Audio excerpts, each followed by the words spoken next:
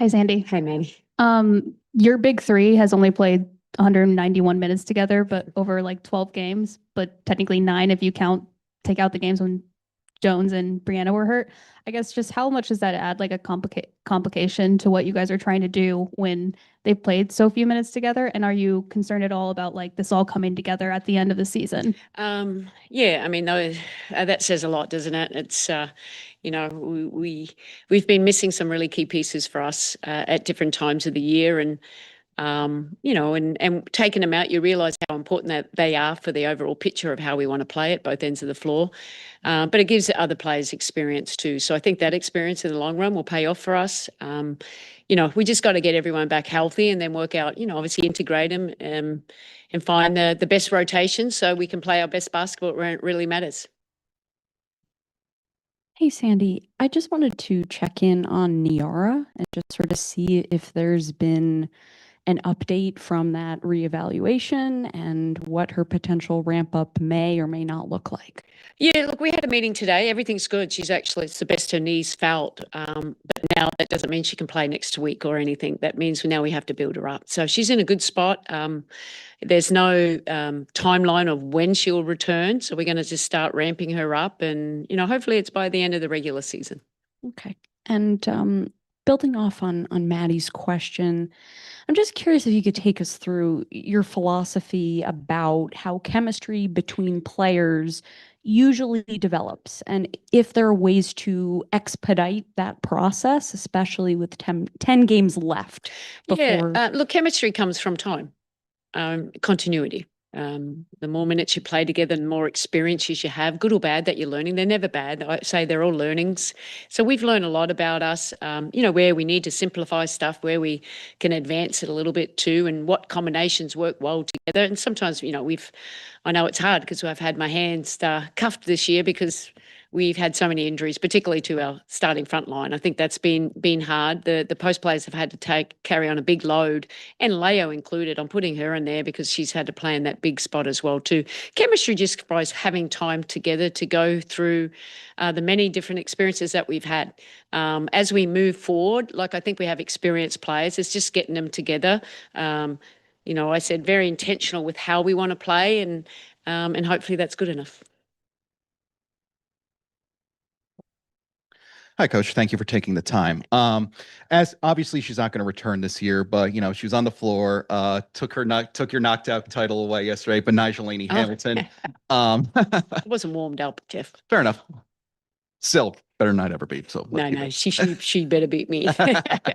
But on that note, where does this team miss Benaja the most this season? And what's it been like to have her in a little bit more of an expanded role? And those a few road trips, she's on the practice floor. So where does this team miss Benaja, and what's it like to have her in this somewhat expanded role again? Yeah, I mean, obviously B last year and the last few years played a key role for us. And I think what we miss is her ability to get buckets when we need it, whether it's posting up smaller defenders, whether it's going one-on-one.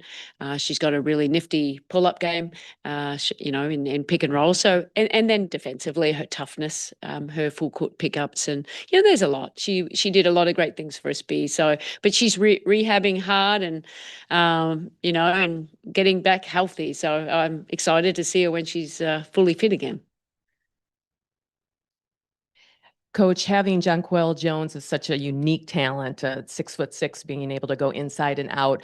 How do you like to establish her on the inside, in particular against this Minnesota Lynx team?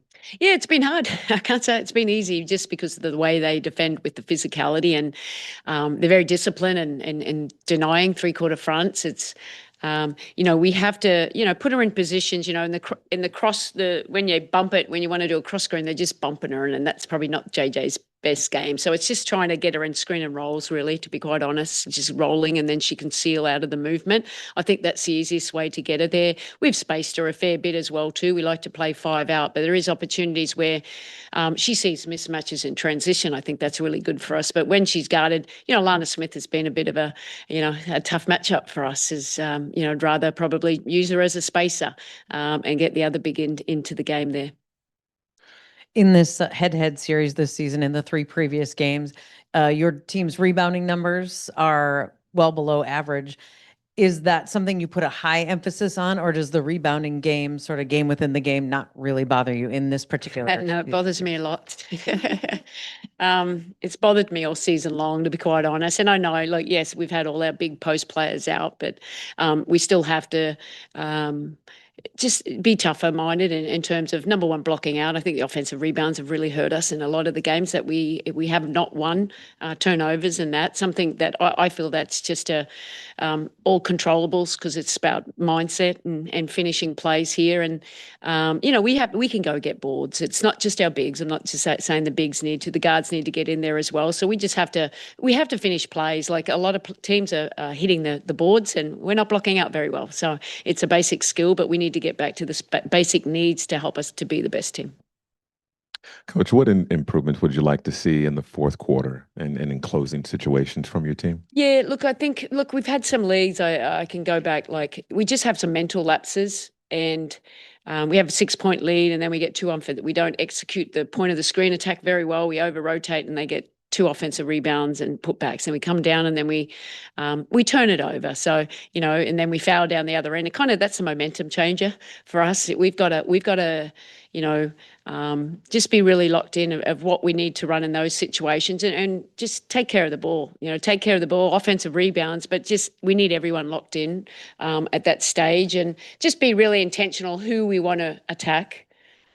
We want transition, but when do we need to really downshift and have better execution in the half court? So that's on me as well. We've been working on that a fair bit too, making sure, okay, let's slow down. We don't need to go so fast. Sometimes they go so fast, I don't even know what they're doing. Slow down especially we've got the league. I like running, but sometimes we just need to execute better in the half court at both ends of the floor. So we've been working on that. Coach, Courtney Williams had a great game last time on Saturday. You talked so much about how we have to eliminate the mid-range game for her. What are some of the things that you've been kind of putting into place to make sure she doesn't get off? Well, she's great. That's it. Courtney, she's so tough, and she backs it up. She might talk it, but she'll walk it as well. So, but we've got to make it way more harder for her. I mean, it just shows how much she's really grown. And that team, I always thought she was the head of the snake. The ball's in her hand a ton. She's making all the decisions. Without Collier there, she's obviously becoming more of a scorer, and her confidence that she has. The mid-range is probably one of the prettiest ones in the league that I've ever seen. But so how can we stay up a little bit close? Let's see if we can get her downhill a little bit more and play her more physical. I don't think we're in her space as much. We're scared about getting beat, whereas I think I'd rather get into her a little bit more. Hey, Sandy. Back here. What are some of the scheme challenges that might contribute to rebounding struggles, whether it's switching or trying to get out in transition? Yeah, look, I think it has been a little bit of switching. When we do switch, and poor Oleo, she's been trying, but it's hard. Some of these post players are very physical, and we're out of position. Sometimes it's us just overhelping or underhelping where we shouldn't. Leo, the mistake at the end for Leo, it's not on her. We don't lose a game at the end of the game. We lose it during other things there, but usually we're tagging high. We're never rotating from that person ever, especially if it's not McBride. So there's just more mental lapses that we do have. It's just being where we can be physical and be in position and stay true to what our schemes are, and continue to talk. I think that talk builds more trust behind the ball as well. Hi, Sandy. How important do you think it is to win one of these Minnesota games during the regular season as a potential stepping stone into a rematch in the playoffs? We want to win. It's not about the playoffs. It's about playing better than what we have, and playing in a mini series and seeing how we can change a few things that we will change and execute it, because that's what you're going to need in a playoff game, because you're playing each other consecutively. You get used to. It's nothing. We know all the plays they're running. They know all the plays we're running. So it's who executes the scout the best. And they've done that better. I think you see their confidence and chemistry that they have in those moments a little bit more better than what we've had. But I'd like to win. Does it really? I don't get into playoffs. It's okay. We know we're going to be fine once we get into the playoffs, and hopefully we get another opportunity to play them. But I'm worried about just New York Liberty and playing the best basketball we can for these next 10 games leading into the playoffs.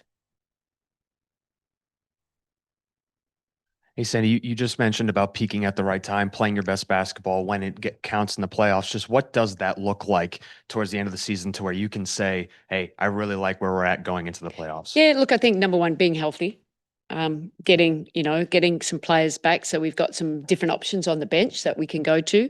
Number two is just getting some more experiences in what that looks like, because we haven't had the whole group together bar the first game of the year.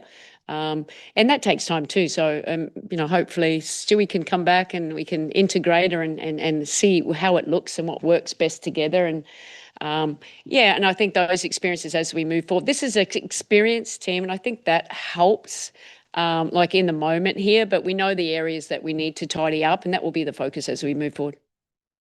Sandy, just really quick, did you guys like file anything with the league after the free throw discrepancy of the last game to like look over it or review it? Yeah, I mean, yeah, we send it in all the time. And it's not necessarily, I think we fouled them at times too. We've been lack of discipline with our hands and the shooters here, but I've just felt we didn't get the whistle at the other end with the physicality, maybe not the arms, but it was the body and the rerouting and all that kind of stuff. So, it's a new game. This hopefully this is like a playoff game. If you were in Minnesota last game, Maddie, it was very intense, and these are the things that can happen. So I don't know, home court advantage maybe tonight, hey? Hey, Sandy, in the last game, it felt like that was the most success the group has had as far as like driving to the rim and finishing in the paint against Minnesota. Just across the 3 matchups so far, what have you felt about the team's sort of like process on offense and how it sort of evolved from game to game? Look, I think the more you play someone, the more you understand how you can exploit them. And they'd probably say the same to us. And that's a part of the chess game, isn't it? And these are the best players in the world. So we're just trying to get the best out of them day in, day out. So, but we got to be on our front foot. When their teams are physical, I thought in the second game no one wanted to rip and go, and they were rerouting us everywhere. So, but out of our movement, we've got to know where do we, attack closeouts. Obviously, who do we want to put in the action a little bit better and exploit there? But I think one thing I'd love to get better at, I think if we can get some more open looks for Sabrina, she's obviously they're playing a lot of top blocking and physical defense on her, but how can we get her some open looks and transition? So hopefully we can rebound and get out and run and get some easier ones as well. Thanks, guys.